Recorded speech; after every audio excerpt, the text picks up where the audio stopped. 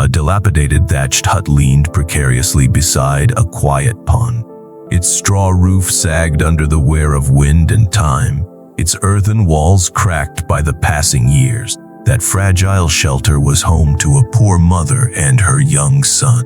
Only two shadows moved in and out, relying solely on one another to survive.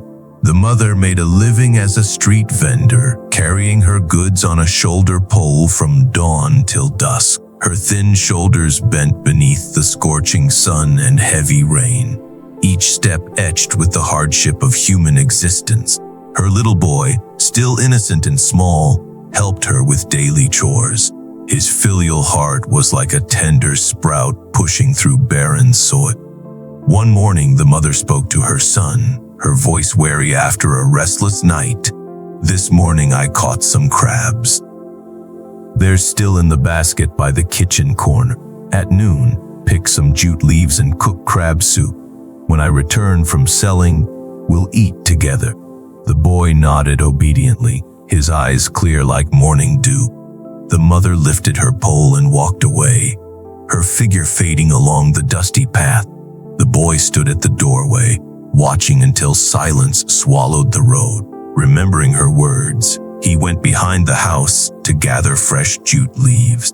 He washed each stem carefully, as if tending something precious, and placed them neatly in a basket to dry.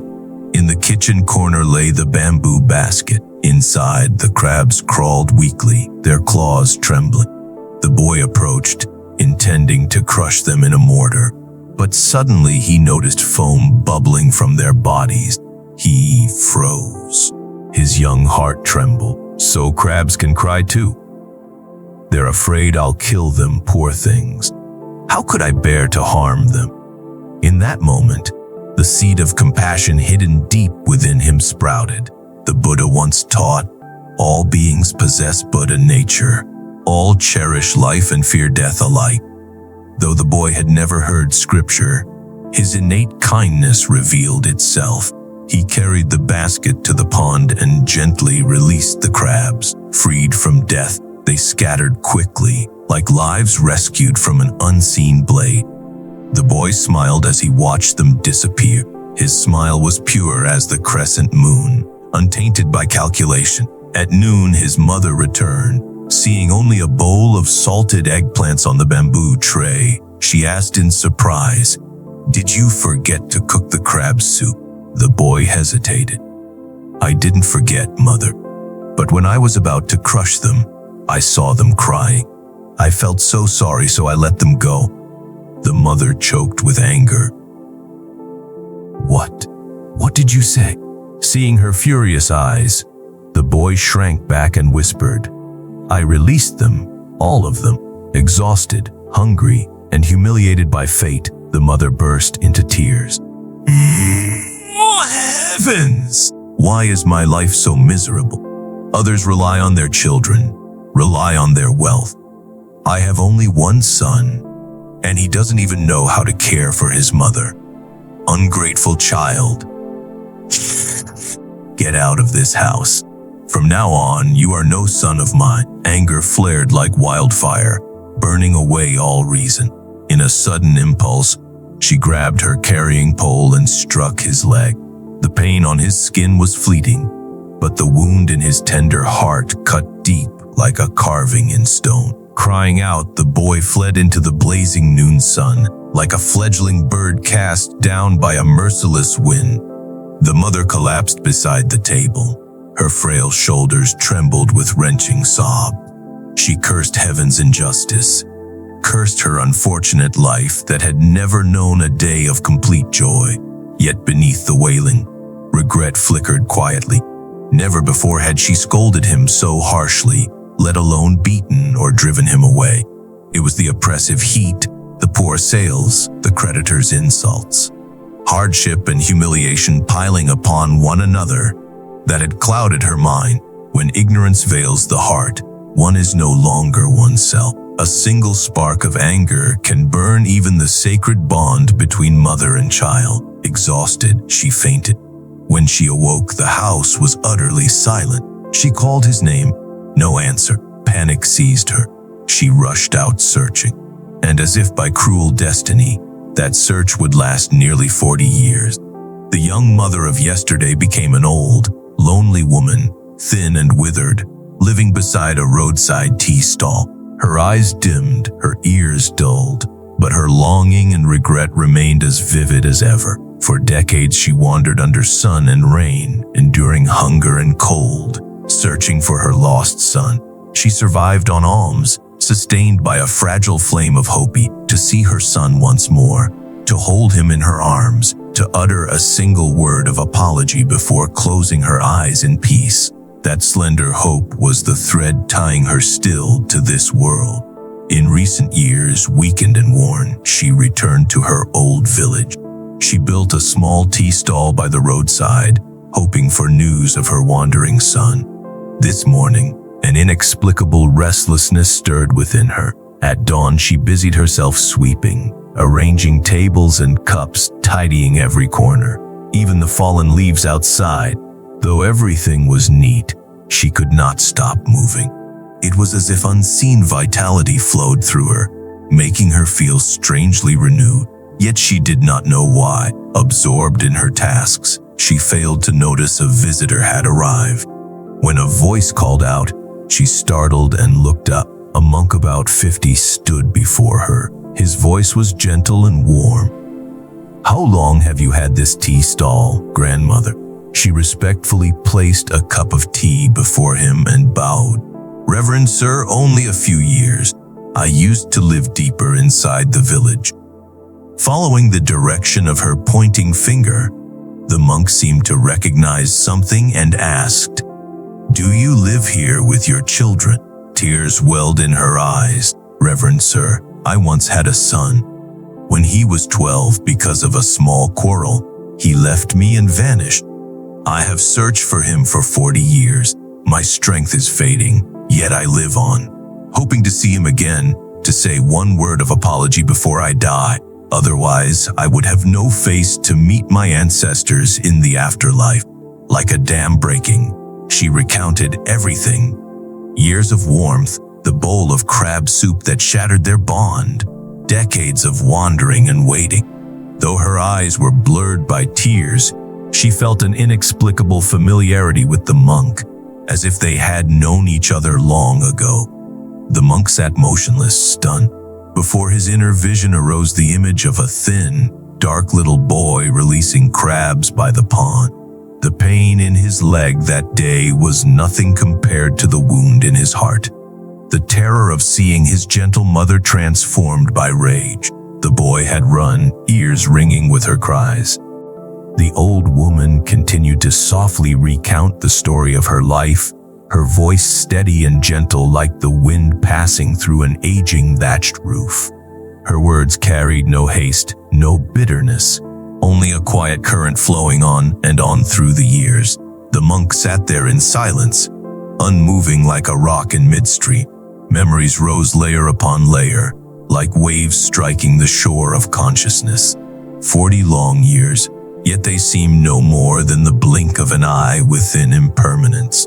The boy from long ago had been brought to the temple by an elderly monk, who nursed him back to awareness. The violent shock to his spirit, combined with extreme physical exhaustion, erased his memory entirely. He did not know whose son he was, where he came from, what his name was, or why he had collapsed in a distant field. When he awoke and looked around, he found himself inside a temple. Beside him stood an old monk gazing at him with eyes full of compassion and boundless kindness.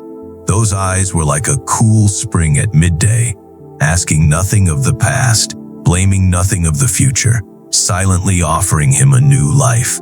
From that day on, it was as though he had been born again. He lived under the refuge of the Buddha, nurtured by the abbot who became his teacher. By day he swept the courtyard, chanted sutras, and bowed before the Buddha. By night he sat in meditation, calming his mind. He practiced diligently, observing the precepts with solemn discipline, step by step, like one walking through morning mist, slow yet steady.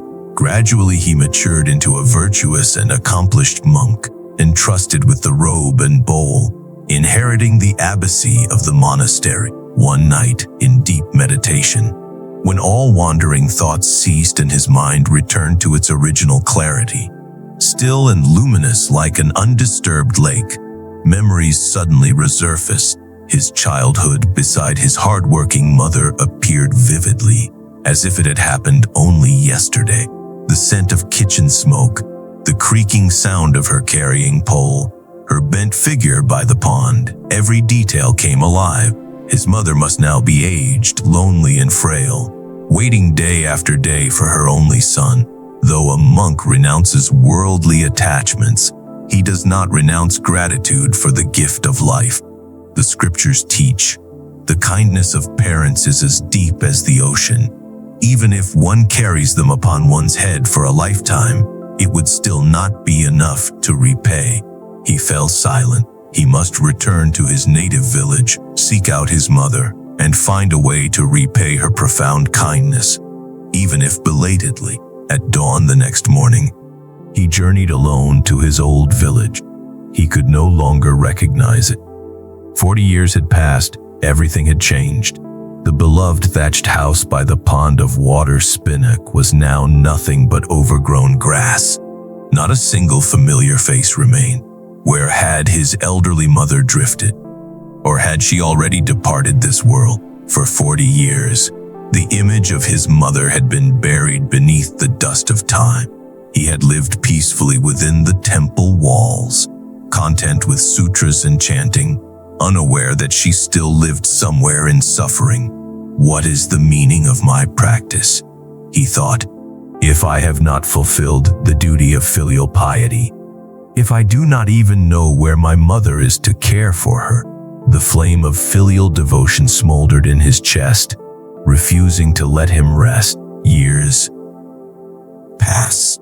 He traveled as a wandering monk, searching through remote villages and hidden alleys for news of a mother who had lost her son. People shook their heads sympathetically. None knew anything. Some suggested that after so many years, she must have passed away. Yet he alone held firm faith. Heaven and Buddha do not forsake a sincere heart. If their karmic bond was not severed, reunion would surely come. And now, what seemed like a dream had become reality. His mother sat before him, recounting the painful years of her life. She spoke to him, a stranger she had just met, with astonishing trust, perhaps because no one had listened to her with a whole heart for so long, or perhaps because the sacred bond of blood had silently begun to resonate like unheard music. As he listened, two opposing currents churned within him. One was the simple emotion of the boy he once was, longing to embrace his mother, to breathe in the familiar scent of her sweat, to cry out, "Mother!" and let all barriers fall. The other was the wisdom and compassion of a realized monk, wishing to guide his mother across the sea of suffering and rebirth.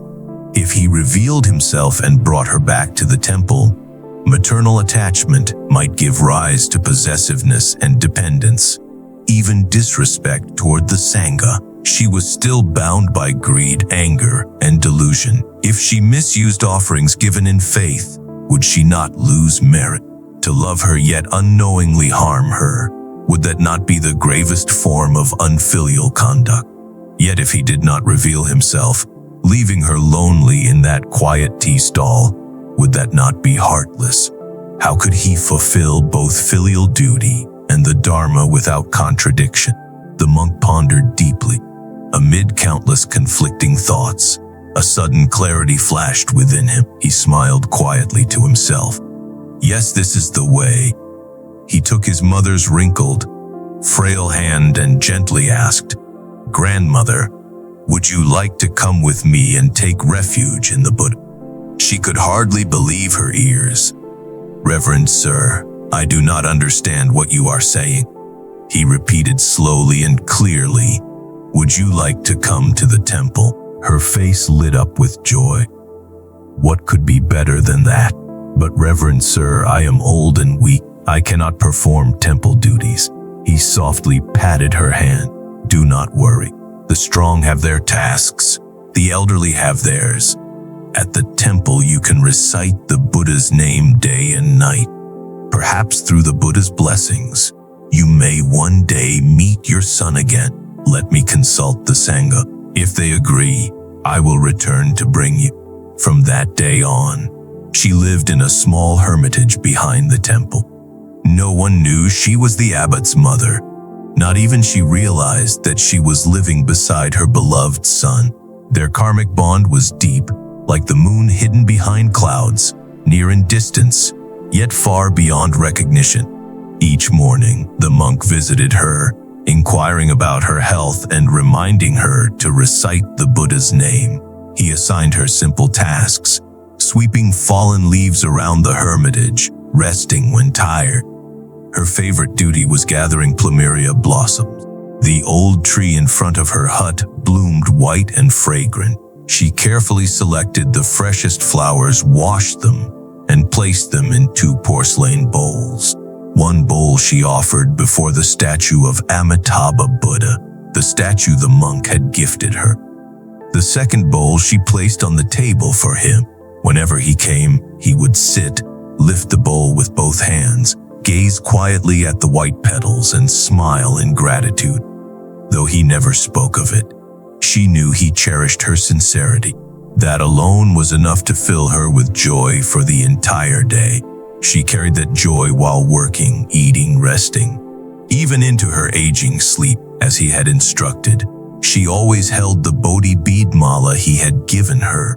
Her fingers moved along the beads, while her lips softly whispered the 6-syllable name of Amitabha. When she worked, she wrapped the mala around her wrist, keeping it closed like a shadow. To her, it was the most precious treasure in her life. Each touch brought her closer to the Buddha, and closer to the venerable abbot, who held both the bond of teacher and disciple, and another sacred feeling she could not name. With each gentle recitation, with each mindful breath, a seed of peace quietly sprouted in her heart, like a white plumeria blossom silently releasing its fragrance in the stillness of the temple courtyard. She devoted herself wholeheartedly to pleasing the venerable abbot by faithfully and diligently following his instructions. Yet he had not instructed her in many things. He simply reminded her to always recite the Buddha's name, to eat and rest in moderation, and not to let her mind be troubled by worries or sorrow. His words were simple, yet profoundly deep, like clear water that nourishes an entire field. Strangely enough, ever since she had taken refuge under the temple roof, each day when the monk came to visit her, even if only for a brief moment, her heart would overflow with quiet joy. The longing for her wandering son, which had weighed heavily on her for decades, gradually grew lighter, then dissolved into emptiness like evening clouds carried away by the wind. In the past, whenever dusk fell and twilight dimmed the sky, loneliness would grip her more fiercely than ever. The darkness seemed to stretch her sorrow, making even her breath feel heavy. But now, as evening descended, her mind became still like the surface of a lake without ripples. No more restlessness, no more anguish, only a deep and silent serenity, like the distant echo of a temple bell in the early morning mist. At night, she washed her face, then slowly approached the Buddha altar and lit a stick of incense. The thin thread of smoke rose gently and dissolved into the air. She did not know how to offer lofty prayers. She simply expressed heartfelt gratitude to the Buddha for allowing her to dwell in the temple and practice under the guidance of the abbot. She prayed for the Buddha's protection over him, that he might remain healthy and live long, continuing to benefit countless beings. Her prayer was pure and selfless. Afterward, she sat cross-legged upon her bamboo bed, fingering her mala beads, while softly reciting the name of Amitabha Buddha. Each recitation fell steadily and gently. Namo Amitabha Buddha, Namo Amitabha Buddha. The sound was not loud, yet it resonated deeply within her consciousness. When she grew tired, She lay down peacefully, body and mind at ease, drifting into sleep like a child resting in a mother's embrace. The days passed in quiet harmony. Thanks to the abbot and the resident Sangha, she found peace in her twilight years. Her material needs were modest yet sufficient. Her mind was nourished by the Dharma, her life oriented toward the right path. She learned to let go of afflictions, to gradually cleanse old habits, to purify body, speech, and mind, and to single-mindedly recite the Buddha's name in aspiration for rebirth in the Pure Land. Truly, this was the most complete and tranquil period of her life. One morning, she suddenly developed a fever. Her head ached, her vision blurred, her limbs grew weak. As usual, the monk came to visit. Seeing her condition, he hurried to give her water, gently massaged her arms and legs, then went down to the kitchen himself to cook a bowl of warm porridge. Every gesture was careful, attentive, without the slightest hint of burden. Though she felt uneasy at receiving such devoted care, deep within her mother's heart arose an indescribable warmth. She remembered once long ago when she had fallen ill. Her beloved little boy had hovered by her side, caring for her just like this. There was something both unfamiliar and familiar in this venerable abbot. She had sensed it for a long time, but never dared to voice it. She simply kept it quietly in her heart. Everyone at the temple treated her kindly. They cared for her as they would an elderly volunteer, a lonely soul sheltered by the Dharma. She desired nothing more.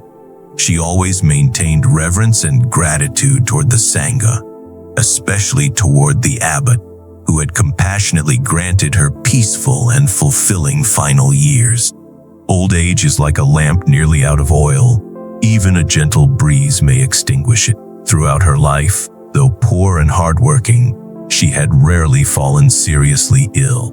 Yet this simple cold now seemed to drain what little strength remained in her body. She trembled with chills, her lips dry, her mouth bitter. The monk personally tended to every detail of her care. Many times she wept and pleaded, "Venerable sir, please leave me be. I can manage on my own. If you care for me like this, I fear I will lose merit." He answered gently, "To serve sentient beings is to make offerings to the Buddhas. You have no children or grandchildren. Let me care for you in place of your son. What harm is there?" His words were both comfort and teaching. Seeing this, the Sangha, moved with compassion for her and concern for him, brought a female lay devotee and reported, "Reverend teacher, this woman is in pitiful circumstances.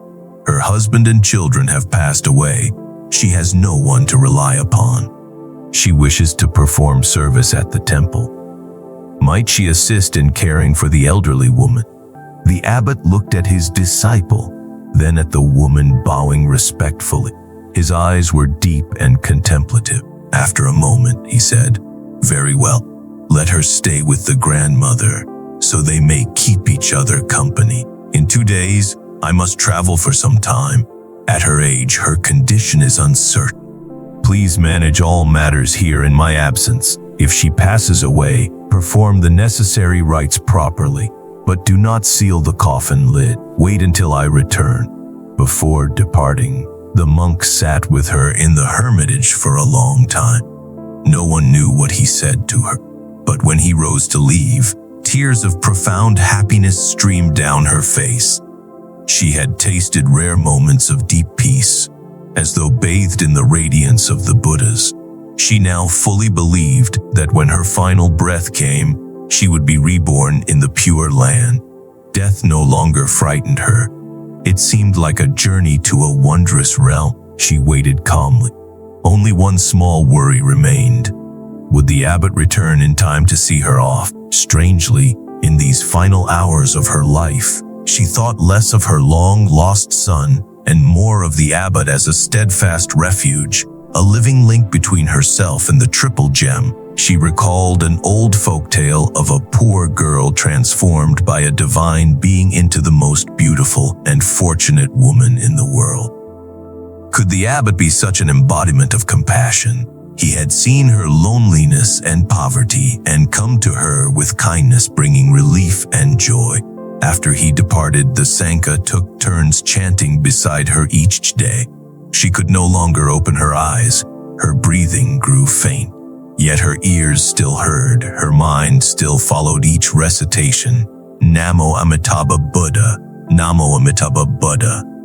The sound was like a gentle boat ferrying her across the river of birth and death. Images from her past arose one by one: her orphaned childhood, her marriage, the birth of her son, and most of all, the 40 long years spent wandering in search of him. Like a slow-moving film, everything replayed, then gradually settled into the luminous radiance of the Buddha's name. She clearly saw that her life had been filled with suffering, while joy had been as scarce as morning dew. Year after year had passed, and there had been more darkness than light. Only from the day she met the venerable abbot and found refuge at the temple did she truly understand what happiness meant. Happiness was not having many possessions, nor the fulfillment of desires. Happiness was when the mind ceased blaming, ceased tormenting itself, ceased drowning in the past. Through the abbot's guidance, she came to understand that unwholesome causes planted in past lives had ripened into present suffering. The law of karma never errs. It follows like a shadow follows form, like an echo follows sound. Realizing this, she no longer blamed others, no longer blamed heaven or fate. With single-minded devotion, she recited the name of Amitabha Buddha, praying that when she cast off this body, she might be reborn in the Western Pure Land of ultimate bliss, where Amitabha Buddha and Bodhisattva Avalokiteshvara would receive her. Whenever she contemplated that pure realm, all sorrow and humiliation naturally lightened. Her mind grew still. No scattered thoughts remained, no agitation. Only the 6 sacred syllables, Namo Amitabha Buddha, filled the vastness of space, like a bell tone resonating without end. Suddenly, she felt herself falling into a deep, endless tunnel. At its far end was a radiant light. Brilliant yet gentle, luminous without glare, Amitabha Buddha and the holy assembly appeared vividly before her, shimmering within a halo of purity. The Bodhisattva to the Buddha's right held a half-bloomed lotus, fragrant and serene. To the left stood Avalokiteshvara, holding a vase of pure water and a willow branch. With a gentle smile, the Bodhisattva lightly waved the branch toward her. Instantly, she felt cool droplets permeate every pore of her being. Her body grew lighter, her mind brighter. All physical pain dissolved like frost beneath the sun. She seemed to merge into the wondrous radiance of the Buddhas and Bodhisattvas, no longer separate from the Pure Land. In the small room, a subtle, unfamiliar fragrance began to spread. People looked at one another in quiet wonder. The old woman lay there, her face luminous and peaceful, as though sleeping a dreamless sleep. Above, there seemed to be a faint sound, now near, now far, clear and melodious beyond anything ever heard before. She passed away serenely, effortlessly, as though shedding every burden of sorrow accumulated over decades. The monks and lay devotees carried out all funeral rites, carefully according to the abbot's instructions. She was bathed, robed, and placed in the coffin without the lid sealed. Incense and chanting continued day and night at her side. All waited for the abbot's return. He arrived 2 days after her passing. The moment he set foot in the temple, without even washing his face, he hastened toward the hermitage. His steps, usually measured with long practiced mindfulness, were now somewhat hurried. Sensing the slight stirring within his heart, he paused, inhaled deeply, exhaled slowly several times. Returning to calm awareness, he entered. His mother lay there as though in gentle sleep, her face radiant, a faint smile lingering on her lips. It seemed that if one softly called her name, she would open her eyes and smile toothlessly as before. The monk lit a stick of sandalwood incense and placed it into the still, smoking burner. Then he slowly circumambulated the coffin 3 times, each step steady and contemplative. The assembly standing outside the hermitage was astonished at the unusual reverence the abbot showed toward a woman who appeared to be no relative. Since her arrival at the temple, he had not only shown compassion, but also special attentiveness. Now he walked around her coffin 3 times with solemn gravity. A question that had long lingered in their hearts arose again. Could there be a profound connection between the abbot and this elderly woman? Was it possible? The monk's voice rang out, and all fell silent. The Buddha once taught, when one person attains enlightenment, 9 generations of ancestors ascend to heaven. If this teaching is true and not in vain, may the triple gem bear witness to my vow. Let this coffin rise into the air. As soon as the words were spoken, the coffin seemed lifted by an invisible force. Slowly it rose from the ground and hovered near the roof of the hermitage. The entire assembly knelt down in awe, hands joined, gazing upward in reverence. The abbot's eyes shone brightly, fully abiding in the present moment. A single instant stretched into timeless eternity. The filial heart of a son merged with the boundless compassion of an awakened monk, blooming like a pure lotus. Invisible yet indestructible, soundless yet filled with subtle resonance, formless yet pervading the entire Dharma realm. When the coffin gently returned to its place, the old woman's face appeared even more radiant. The mysterious fragrance once again lingered in the air. Everyone stood motionless, as though bathed in a rare blessing seldom encountered in this world. At the site of his mother's former tea stall, the monk later built a temple, naming it Maitra Lai Monastery. The humble hermitage where she had lived was called the Hall of Nurturing the Mother, where incense smoke rose morning and evening. The abbot left to posterity a shining example of supreme filial piety. He belonged to the Caodong Zen lineage, born in Fuquan village, Kamjiang district. Through skillful means, he once guided a king from wrongdoing toward virtue and back to the Buddha's path. To the court and his disciples, he was Zen Master Tongdian. To the people, he was affectionately known as Venerable Kwa, a simple and beloved name. In the hearts of the people, he was not merely a monk adorned in robes granted by royal decree. He was the image of a true practitioner, illumining both worldly life and the Dharma, one who achieved realization while fulfilling filial duty to his aged mother with wisdom beyond the ordinary. Even in childhood, he had been filial like Sariputta, always obedient, diligent in study, bringing joy to his parents. Though born into nobility, he treated everyone with courtesy and gentleness, earning the affection of his companions. After becoming a disciple of the Buddha, he practiced tirelessly and rose to become foremost in wisdom among the Sangha. The higher he attained, the more he remembered his mother, the deeper his compassion grew. Day and night, he sought skillful means to guide her back to the true Dharma. His mother, born into a Brahmin lineage and mother of 7 arahants, had remained stubborn in her views. Though her sons attained liberation, she lacked the conditions to develop faith in the Triple Gem and did not abandon her ancestral beliefs. As the day drew near for him to depart from this illusory world, he contemplated where he would enter final nirvana. His mind was still like the surface of an autumn lake, reflecting clearly every arising thought. He asked himself, "Where shall I enter Parinirvana?"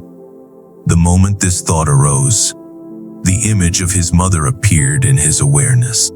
Her figure from years past, her stern yet stubborn gaze, her heart that had never fully placed faith in the Triple Gem. He reflected, though she is the mother of 7 arahants, she has not yet established faith in the Buddha, the Dhamma, or the noble Sangha. I wonder whether she now possesses sufficient wholesome conditions to awaken true confidence in the triple gem. With the eye of wisdom he contemplated. His insight penetrated her spiritual capacity, and he saw that at that very moment, she had gathered enough merit and conditions to receive the teaching and enter the stream of the noble ones. Joy arose within the elder's heart. Continuing his contemplation, he realized that the one capable of guiding his mother to liberation was none other than himself.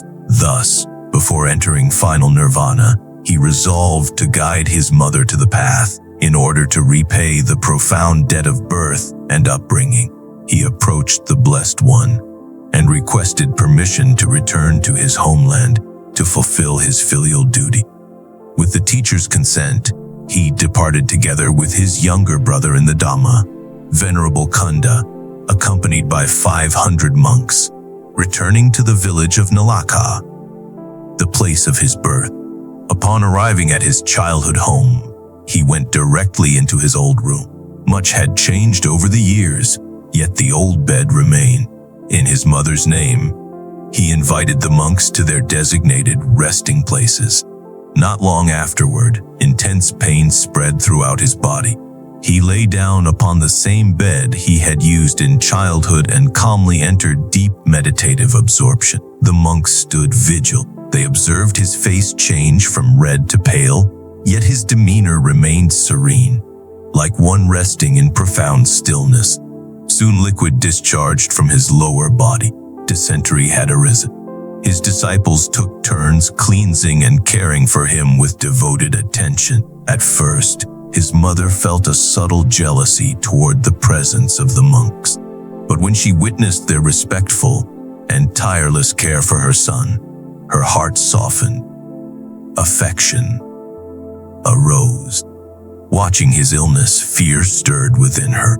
Only then did she realize that the presence of 500 monks was indeed a great blessing.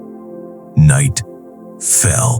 While he remained in deep meditation, the 4 great heavenly kings appeared, their radiance illuminating the surroundings, paying homage one final time. After them came the great Brahma king, his brilliance filling the space with light. His mother, seeing this, was astonished. Who are they? Why do they come to honor my son in this way and then depart? She approached the doorway and asked Venerable Kunda about his condition. Understanding the elder's intention, Kunda entered and announced, "Venerable Sir, the great lay devotee has come." He invited his mother inside and asked gently, "Why has mother come at this hour?" She replied, "I have come to see you." "Tell me, who were those who came first?" "Mother, they were the 4 great heavenly kings." She asked, "Then are you more noble than they?" He answered calmly, "They are guardians of the Buddha's dispensation. When the Blessed One was born, they were the first to attend him. In the teaching of liberation, they are like attendants who protect a Buddha, and after them, who came next? Mother, it was Sakka, king of the Devas." "My son, are you greater than that heavenly king? He is like a novice attending a monk." When the Blessed One descended from the heaven of the 33, it was Sakka who carried his bowl and robe in reverence. She continued, "And those who came afterward, whose radiance filled the entire room, who were they?" "Mother, they were the great Brahmas, the very spiritual lords whom you once revered." Hearing this, she was deeply shaken. If her own son possessed such spiritual power, how immeasurable must be the power of the Buddha. At that moment, faith in the triple gem arose within her heart. Joy spread throughout her being. The elder knew clearly that the karmic moment had ripened. He asked gently, "Mother, what are you reflecting upon?" She replied, "If my son has such merit, how vast must be the virtues of the Buddha Gautama!" He continued in a deep and steady voice, "At the moment of the Blessed One's birth, at the hour of his enlightenment, when he set in motion the wheel of Dhamma, There is no being whose merit equals his. No one surpasses the Buddha in wisdom, liberation, serenity, and complete realization of truth. Then he carefully expounded the virtues of the Buddha, the virtues of the Dhamma, and the virtues of the Sangha. His words flowed slowly and clearly like drops of nectar falling upon parched earth. As the discourse neared its conclusion, his mother attained the fruit of stream entry, Sotapanna. Her eyes shone with an immortal joy. She exclaimed, "My venerable son, Upatissa, why did you not guide me in this way before? Why for so many years did you not grant me this wondrous understanding?" Sariputta looked at his mother and smiled serenely, a smile free from attachment. The causes and conditions had matured, the moment had ripened. Now he was at peace. The debt of birth had been repaid. His mother's faith was firm. The path of liberation had opened. He rested gently in mindful awareness, like one who lays down a heavy burden after a long journey. And then, amidst the radiance of wisdom and perfected filial devotion, he quietly departed. Thus, his final aspiration was perfectly fulfilled. The filial devotion of a supremely dutiful son was carried out completely. Nothing lacking, nothing in excess. The debt of birth and upbringing was repaid through the wondrous and liberating Dhamma. Truly, he was worthy of being counted among the foremost disciples of the Blessed One. The Buddha once taught, "Filial conduct is the conduct of a Buddha." In times when there is no Buddha in the world, skillfully serving one's parents is serving the Buddha. These were not mere words, but a profound truth. For parents are the great field of merit in a human life. To care for one's parents is to cultivate immeasurable virtue. When the heart of filial piety opens, the heart of Buddhahood reveals itself. Not only in this present life was he a filial son. According to the Jataka tales, in many past lives he had also embodied supreme filial devotion. In the Lakava Jataka, he was born as the younger of two brothers. The younger brother, the former life of Sariputta, was wise and discerning, while the elder was dull and simple. Together they tended their parents' cattle upon a hillside. The path from home to pasture led through a dangerous forest. Through wisdom and careful attention, the younger brother guided the herd safely, protecting the family's livelihood, ensuring prosperity, and bringing peace of mind to their parents. Filial piety is not merely gentle speech. It is practical action, wise responsibility, and thoughtful care for one's parents' well-being. In the stories of Apantara and Subhadra, he not only showed devotion to his own parents, but also wholeheartedly helped a friend find a remedy to save his friend's mother from grave illness. His heart extended beyond the boundaries of a single household. True filial devotion naturally gives rise to boundless compassion. It was precisely this spirit of filial piety that nourished the moral integrity and luminous wisdom of a saint within him. One who honors parents knows gratitude, humility, and reverence. From such roots arise firm virtue and clear wisdom. Filial piety is of immeasurable importance for every human being.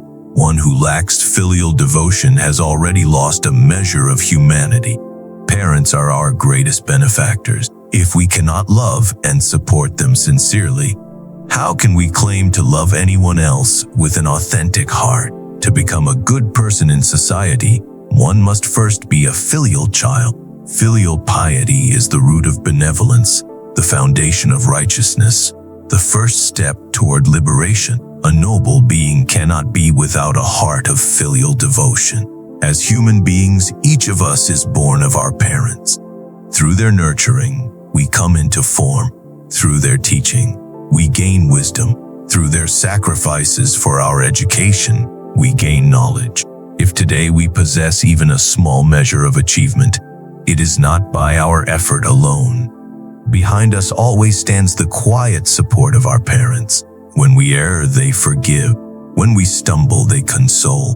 When we lose our way, they patiently guide us back.